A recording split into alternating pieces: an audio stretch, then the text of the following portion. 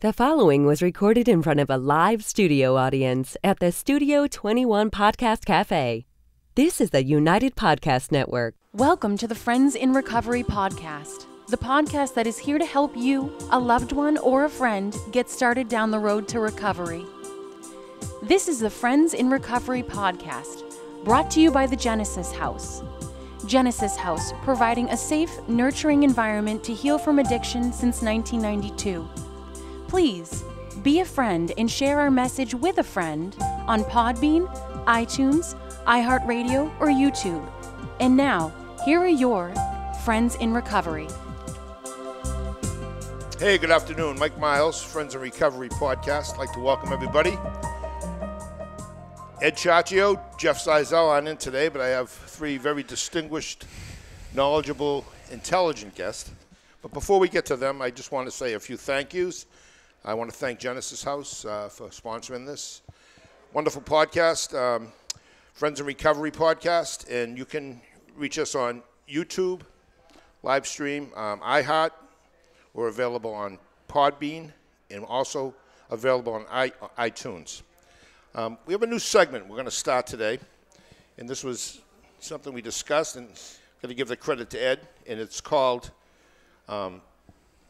Time Takes Time, and it's about length of sobriety.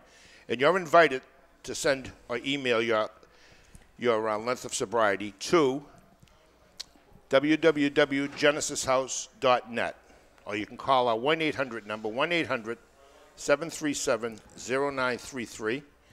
And time takes time, and we'd like to welcome all these people that have called us or emailed us about their times and length of sobriety. And so I want some congratulations is going out to the following. We have a Dennis S. from Cape May, New Jersey, 24 years sober. I just want to say, anybody consistently sober for 24 years is doing something right. Obviously, they're paying attention, and they're probably living one day at a time. Sarah K. from Washington, D.C., she has 2 years sobriety. And again, it's a long time to be sober. Jerome H. from Aspen, Colorado, 6 months sober. Jerome, if you're watching or listening, keep up the good work. And also Tony B. He's from Friendly, Minnesota. And 4 years sober, and I've never heard of Friendly, Minnesota, but I like the name. You know, whether you're 24 years sober or 24 hours sober, we all have a day. If you have a day sober, you have as much as anybody that's been in this program a long time. You can learn a lot from people that have been sober a long time, as we can learn a lot from people that are just beginning this program. The newcomer is a very intricate part of people staying sober because they remind us where we've been. So if you would like us to read your name and your sober time on our show, please email us with your first name, last initial, the city and state you're from, how long you've been sober, and you can email that to help@friendsinrecoverypodcast.com. Thank you very much. So we're going to start the show off today. Three very distinguished guests, very knowledgeable gentlemen. And the gentleman to my right, Barry Trantonio, is a good friend of mine. He just opened a sober living facility, Barry? A Crossroads Recovery Center. It's an outpatient, individual outpatient care treatment. Okay, and him and Tom Donovan, to Barry's right. They just opened this. How long you been open? Approximately. Since November. Okay. And Barry, before we start, why don't you tell us a little bit about yourself, background, and your bio, just exactly who you are. A little bit about me is, I got into recovery myself 8.5 years. I had, I don't want to go through a drunk log, but, it covered almost 3 decades. Included drugs and alcohol. About just a little over 8.5 years ago, I finally came to a crossroads. No pun intended, but Good. I came to a crossroads where I had a lot of legal problems. 3 DUIs. I had a lot of family issues. Separated from my wife because of my drinking and drugging. And decided that I had to make a change. And I didn't have much understanding of how I was going to make a change. I didn't have any idea except for, I remember, I had my last drink on July 18th, 2009, and that 2 days later, I said, everybody, I never really knew about AA, but I did go to an AA meeting. And when I went to that first AA meeting, I connected with somebody. And that connection led me to going to a treatment center myself. And I went to an outpatient program and, really got involved with the recovery process. During that time, understanding a little bit about, not just about the disease, the disease of alcoholism and addiction disease, but I also learned a little bit about myself. And, I am a dual diagnosed, I'm not afraid to say, that stigmatized that, I was diagnosed bipolar. Understanding that I had a diagnosis of bipolar made me really understand how that 30 year of drinking and drugging really escalated into its own entity, which was out of my control. So I spent a good, few years going, doing the right thing, living one day at a time. I've always known my friend here. I've known him for over 30 years, and I hope he doesn't mind, but I will share that we got into recovery together, and at that time he was going for his master's degree, and he was encouraging me, and they talk about the promises, and they talk about things will change if you change, and Tom was a great influence for me to go back to school, and continue going, and we helped each other in our recovery, going to meetings and talking about it and talking about family and. Slowly but surely things started to come back. Certainly. I was able to get back with my wife, and I was able to get back the respect of my children, and get back the respect of my family and my friends, and again with Tom's influence of going back to school and getting my own master's degree in mental health counseling. I just graduated May 2017. Yes, you did. And congratulations. Thank you. And it's really just an understanding that I'm going to say in recovery, be careful of what you pray for and wish for, because it does come true. It really does come true. Good point. Hey, great, Barry. It's nice, very nice. I wasn't expecting you to share your recovery, but I'm really glad you did, because I think your success. You are very successful in many ways. It's just it's just proof that if you really want to get your life back together, it doesn't mean you just have to put down a drink or a drug and right. Just muck along. You can really be successful, which you are. Tom, how you doing? I'm good. As I'm getting wrapped up here. Want to tell us a little bit about yourself as well? Absolutely. I am a retired police officer after 25 years. I come from a whole family line of alcoholics. My parents didn't drink, but my grandparents did. And so I was raised by children of alcoholics. So those isms, so to speak, were always present. And it's funny that Barry talks about how we've known each other for 30 years.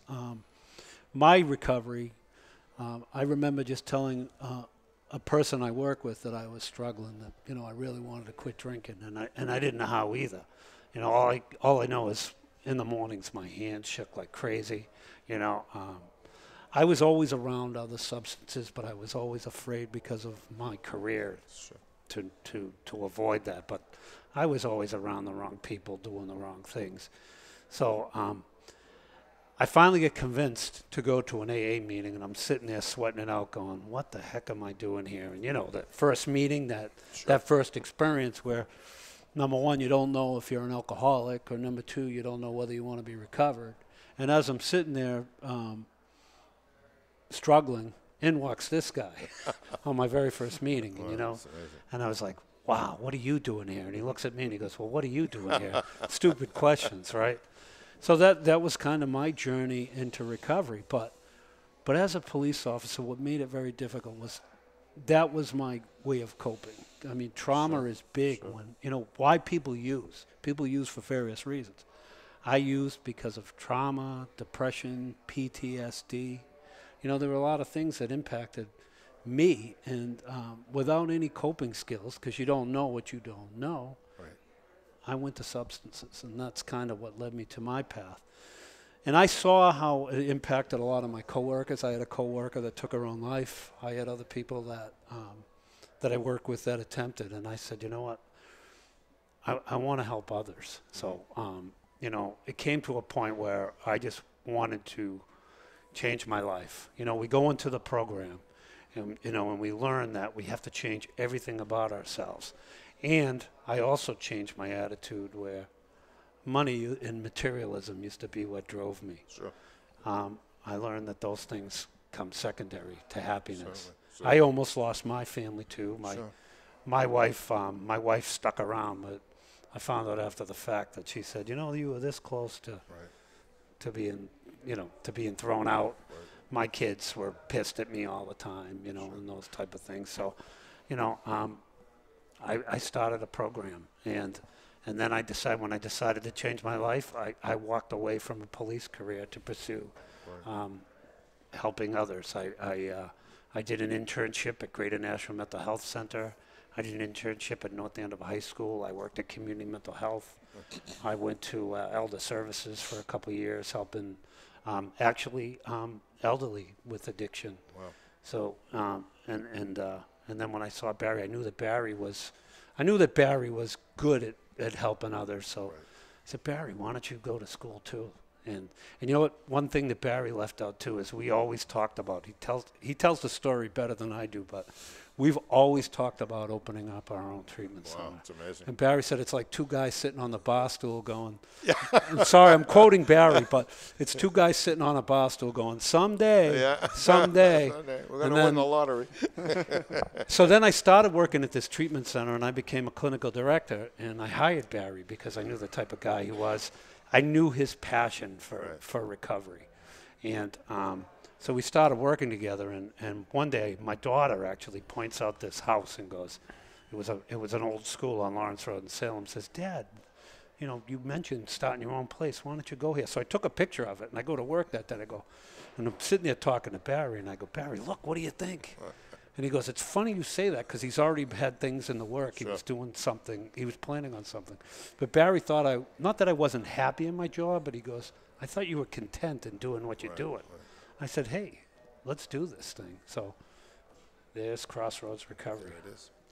You know, to be able to do, you know, not just dream, is the gift, I think, from sobriety as well. Because, you know, we all dream. Everybody dreams. And, you know, sometimes you anesthetize yourself with alcohol and drugs, and that enhances the dream. Yeah. Right. But then the next morning, you know, you're not feeling up to doing much, you know. The reality. So the dream becomes a dream, you know. And I just want to say real quick, I met Barry, did an internship with me, and the way we met was a story for another day. But honestly, what you just said about him, his desire to help people, his kindness, his just a great facade, great personality.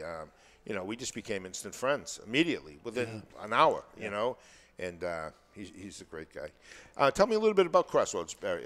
So as you know, as Tom mentioned, we we decided, I think it was probably like November 8th, that we would start our own facility, and we talked about it, and by December 1st we got the doors open. Wow.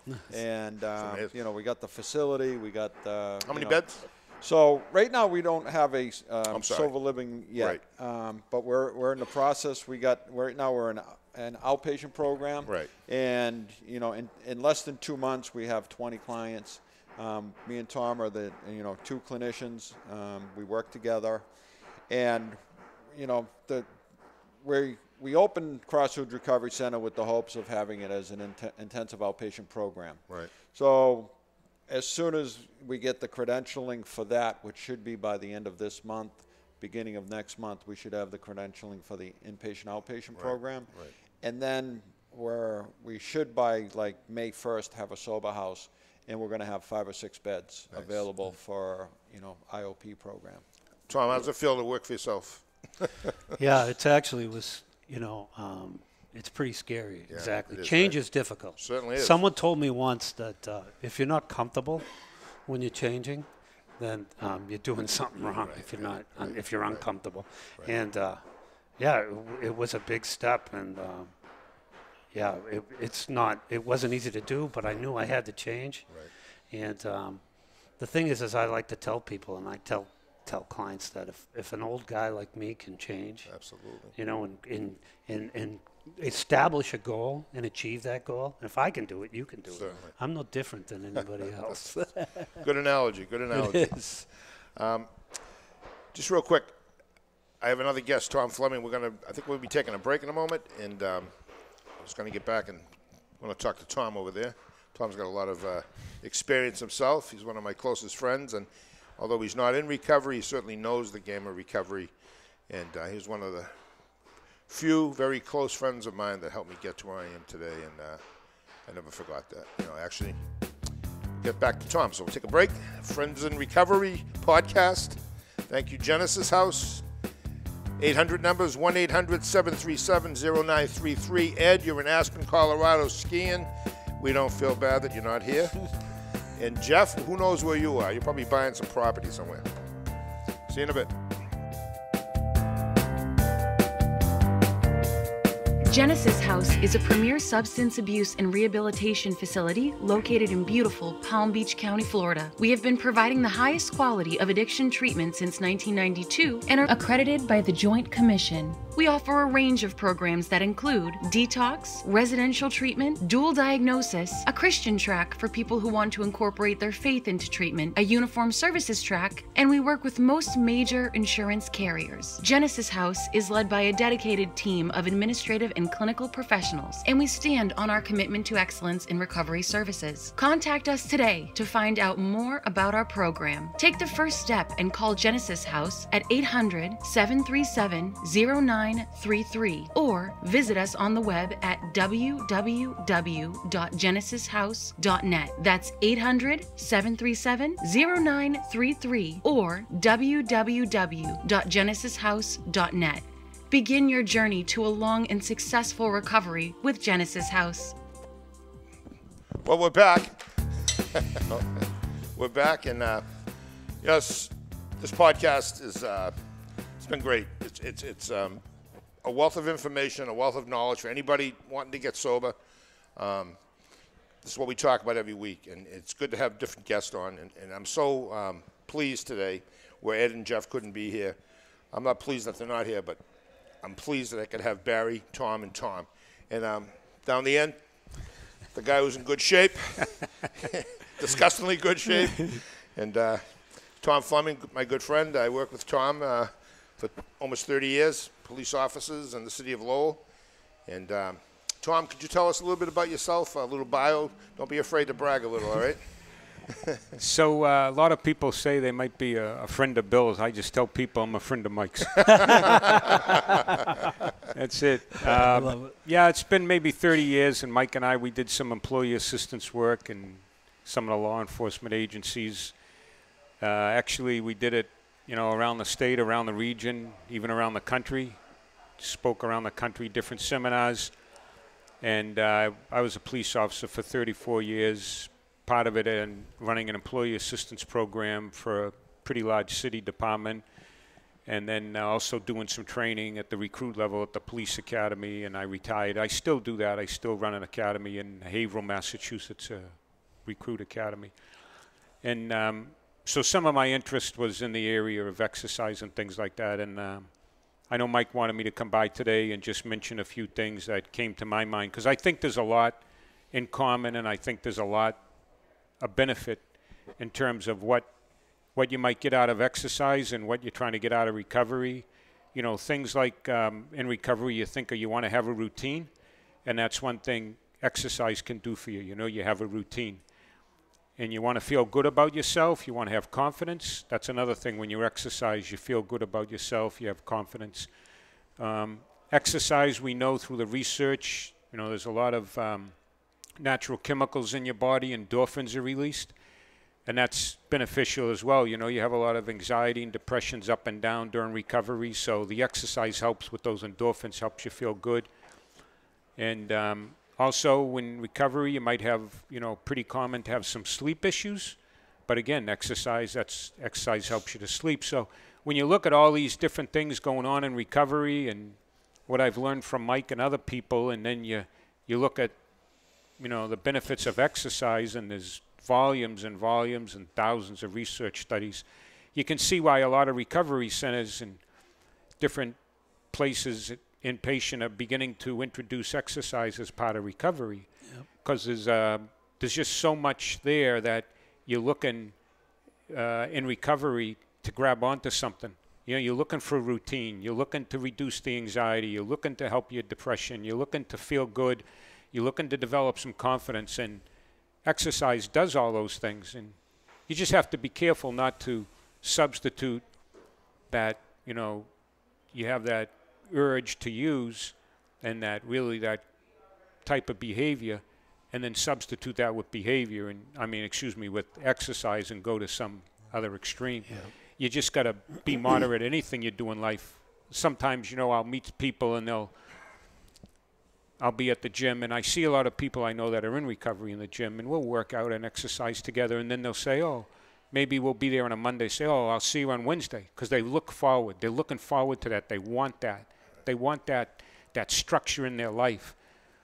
But, you meet people and they'll say, I'm not going to use anymore. I'm not going to drink anymore. I'll tell you what I'm going to do. I'm going to eat yogurt. I'm going to eat granola. I'm going to stop smoking. I'm going to stop drinking. I'm going to stop running. And I'm going to run a marathon next month. And I say, you're doomed. But that's your behavior. That's, right. You have that compulsive behavior to use, and then you have that compulsive behavior to exercise. And I don't want to go to that extent. I'm not saying that. But I'm just saying that when you look at the benefits of exercise, and then you look at what your struggles are in recovery, there's a lot in common that can really probably help some people out. It's not for everybody, but for some people, having that sense of a routine, meeting people, kind of a clean environment, building some confidence, having some, you go to the gym or you go for a walk or whatever you do, and you feel good for one day. And then I tell people, just the same in recovery. That's one day. That's one workout. You feel good. That's good. Nice. Then you do it the next day, and the next day, the third day. Before you know it, it's 7 days. And then you do it 1 week or 2 weeks. Before you know it's a month. Then you do it a couple months. Before you know it's a year. So it's the same. It's just another form. And I'm not saying that you're going to substitute inpatient, outpatient, all the clinical work you guys do. That's all part of it. But I think that's why we see a lot of treatment facilities around the country introducing gyms in their facilities, because it gives people an idea. And when I'm training with people, kind of my motto is with them is the most important thing about today's workout is tomorrow's workout. They're confused by that, because a lot, especially young boys and girls I'll be training, they want to work so hard. But it's what it is this workout today is only as good. If you do something crazy, too hard, too much, and hurt yourself, you're not going to be working out tomorrow. And that's the same as recovery. Recovery is about being in the moment, being in the present, living in the present. And that's the same with exercise, whether it's just getting together with a couple guys or whatever and just go walking, being out in the fresh air, meet them on a regular basis, that time of exercise, feel good. So I think that's kind of some of the thoughts I bring to the table, obviously not as much as you three. You've brought a lot more, but it's just my perspective on terms of how exercise can help and why you would want to maybe look at that. Right. Absolutely. Tommy, you're so humble. I'm laughing because this is all you bring, right? But on our logo for Friends in Recovery podcast, we have the triangle in it as mind, body, and spirit. And obviously body's there for a reason. I personally, Tom saw me exercising. He said, "No, don't stop. You're gonna hurt yourself." Mike, you should eat yogurt with the granola, maybe a cheeseburger, but do not exercise. Right. And I said, "What about me running a marathon?" He said, "No, you could drive the marathon, but I don't want to run it." Right. Tommy's raised how much money for Special Olympics, Tommy, over the years? This is amazing to me. Yeah, over $500,000. Nice. So I found that was a good cause to work with, so I usually do, like, maybe once a year I'll do a run and get people to donate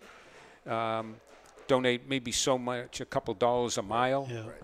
And then nice. I found out, like, running 10 miles wasn't enough, so maybe I'd have to run like 20 miles. And then one year someone challenged me and they said, well, if you could run a lot of miles and just get a couple dollars. So I raised about, I don't know, it was maybe in one time, it was maybe $50,000. And they dropped me off at the border in New York and Massachusetts and Western Massachusetts and Lenox. And I ran to the State House in Boston. I ran 150 miles in 5 days. That was Holy smokes. 30, That's incredible. 30 miles a day. You That's know, and I You earned that 50,000. Yeah, Well, absolutely. years ago, Tommy and I were together, and I was in early recovery, and he had started the torch run for the Special Olympics. I had a brother, my brother Dave, God rest his soul. He was born, what they used to call retarded. He was born in 1944, special needs. He lived in a state school. He learned a lot more as time progressed. He got in a halfway house, not a halfway house, a home for special needs, and he had a better life than his second half of his life was better than his first half. Yeah. But I always had a special place in my heart, and I still do for people that have special needs. And Tommy said, "Hey, I need a ride tomorrow. Can you give me a ride?" And he never asked for anything. I said, "Well, where are you going?" He said, "Reading Center, from Lowell to Reading Center." I thought he was picking up his car. I said, sure. So he gets in the car. We just talk normal. He's got some torch with him and a little bottle of water. And so I goes, I drop him off at Reading Center. I goes, well, where you going? He goes, I'm meeting some guys. We're going to run to Boston. And I said, where are they? He goes, I'm going to meet him along the way. I thought he lost his mind. I'm like, and off he goes with this torch. You know, I got to go. And I said, all right, see you later. And then as the years went on, he progressively did more and more and raised a ton of dough. How about I know, I don't know if you exercise. Well, it's. I'm glad that Tom brought that up because I like what he said about exercise and how that's important in recovery, because recovery isn't all just about going to meetings. Right. It isn't just about going to therapy. Certainly. And you touched upon it too, Mike. You got to eat right. You got to sleep right. You got to exercise. You got to go to meetings. And one important component, Barry and I like to tell clients, you got to have fun. Right. You got to have fun in recovery too. Yeah. But I like what you say. The running helps build the chemicals in your brain. Eating right. A lot of people in recovery, they come back and the serotonin and the dopamine are depleted. Right. And to build those chemicals through exercise, like Tommy said, and also eating right, the extra protein to help build those brain chemicals. Certainly. And I have to say, I did exercise exactly what Tom said not to do. I did, because I exercised like an addict, and I became injured. Shoulder surgery, back stuff. But that's the personality. That's the personality in recovery. That compulsive personality. And I don't know if I'm really guilty of it. I try not to be. But that's a struggle. It's a struggle. It is a struggle. But a lot of, I only know from being with Mike for the past 24 years. Is it 32 years? I'm sorry, 32 years with Mike. The past 32 years in his sobriety, and people talk about, I've learned from Mike about the difference between being sober and sobriety. Yeah. And, I heard earlier today one of you mentioned about, not using is one thing, but having that turnaround in your life, and that sobriety is another thing. So sobriety is such a bigger, broader picture. That's where, you can fit exercise into that. I find over the years that there's a lot of nice people that are in recovery that are exercising. You just don't know it. You kind of go and you find them and you meet them, and then you have something in common. But I think some of the biggest things is, that routine, the idea of a routine, the idea of accomplishment, the idea of confidence. Yeah. Those are all things people struggle with when they're in recovery. Right. They're trying to struggle, like who they are and some identity. Where are they going within their life? And that's something you can actually, look in the mirror. Maybe you feel good as, I feel a little better today. I went to the gym, or I went for a walk, I went for a bike ride. Yeah. And then the big thing is, I'm sure you all know better than me, but sleep is a big issue. Absolutely. And that's a big component. I just know myself physically. I know some days I sleep better than the other, and so that's a big thing. So I think that's, I think they really kind of go together. They do. And one other part you mentioned, networking. Yeah, right. Building a network. Sure. Going to the gym with a group of guys. Yeah, right. Yeah. So I keep pointing. That's fun. I have a tendency to talk too much, so I'm backing off. I actually just, I noticed that I had to, that I was gaining some weight. Yeah. And, I was sleeping right, eating right, Yeah. but I was gaining weight. Right. And decided that,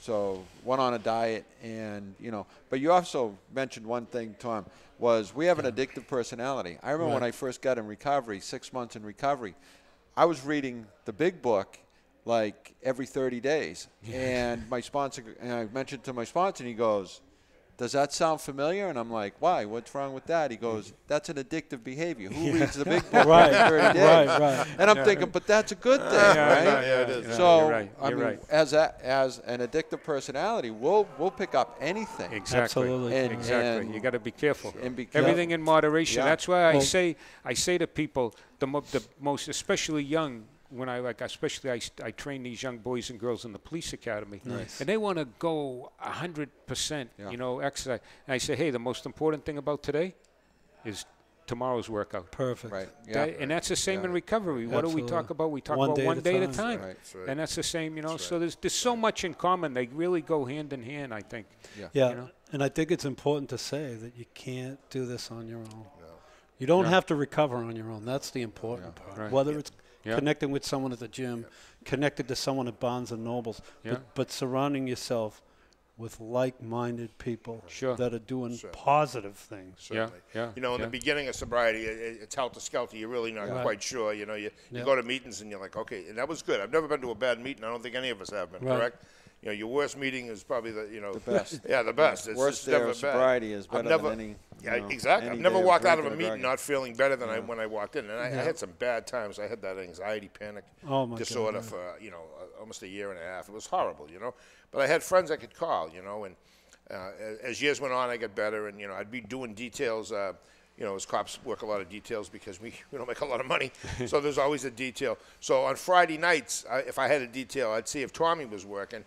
And he usually was, and I know where to find him. He'd be at Santoro's, and this would be his cheat night, So I'd go in and get a cheeseburger and a fry and an onion ring, and I'd be eating food out of the thing. And he'd have his cheat food. He'd have a tuna sub with a bag of chips. I'd be like, wow, you're really going overboard, huh? That's great. But what I like about Tommy, too, is he never tries to jam it down your throat. Right. He said to me one time, I said something about chips, and he thought for a minute. I said, I just love chips. He goes, well, what's really good, too, are those Cheez-Its because they're baked. They don't have as much fat. So anyway. But it's funny you talk about food and that addictive behavior. I eat a bag of Doritos every day. Yeah. Small bag? But you know what, though? It's funny because my wife goes, not that I've gained some weight, and she goes, you notice that normal people don't. And it's funny, but it could be that with I was like that with Diet Coke, but it's having that awareness, like Tommy said. I know I have that problem, Absolutely. but moderation escapes us, and it's a practice. It certainly does. Yeah. Hey, just real quick, I just want to mention I was on a show last week. Ed and I were on a show. It's called Don't Do It Yourself Podcast. Tommy Two Shoes and his sister Nancy. And if it's got to be one of the best, energetic, the loveliest people. Tommy and Nancy are the most lovely, energetic, intelligent, witty, all wrapped up in one. And we talked about recovery. And Tommy Two Shoes is in recovery, and he's been sober quite a while. And his sister is not, but she's very knowledgeable. And it was what a great show. It was really nice to cross-pollinate one podcast to another. And prior to that, I'd been on another podcast with Deborah Monk, and it's called the Writer's Block. She's a writer, and she has writers on. And again, it was just incredible.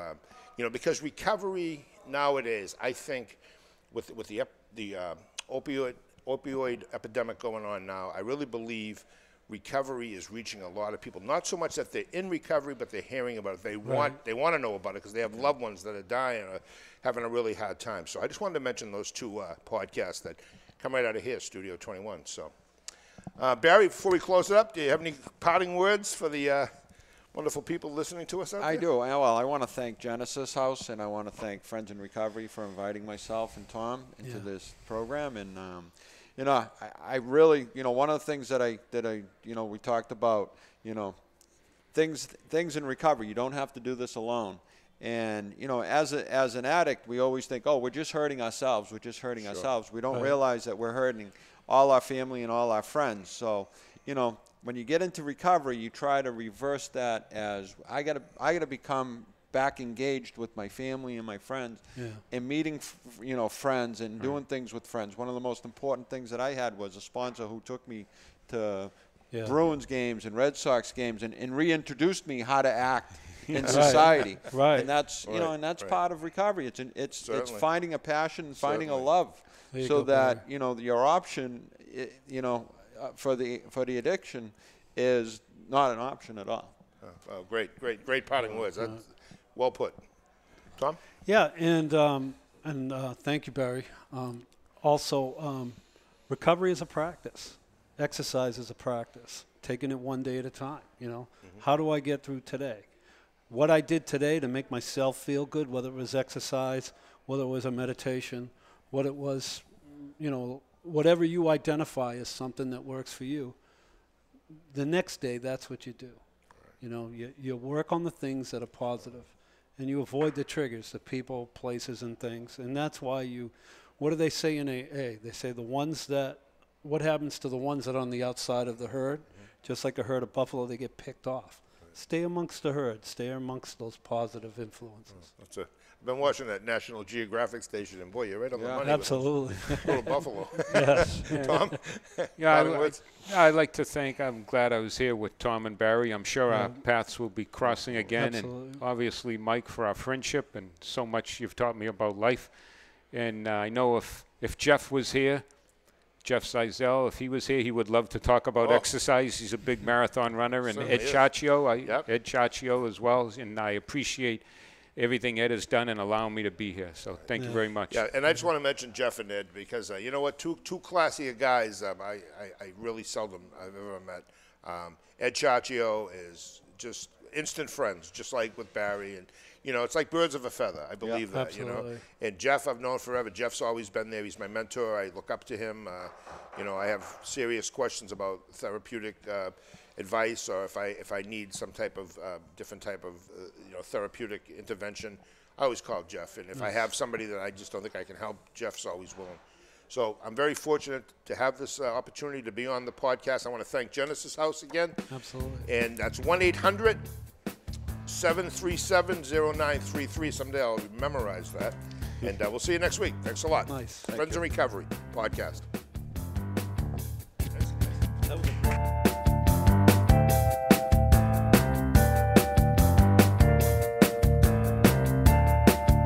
The views and opinions expressed by the hosts, guests, or callers of this program do not necessarily reflect the opinions of the Studio 21 Podcast Café, the United Podcast Network, its partners, or affiliates.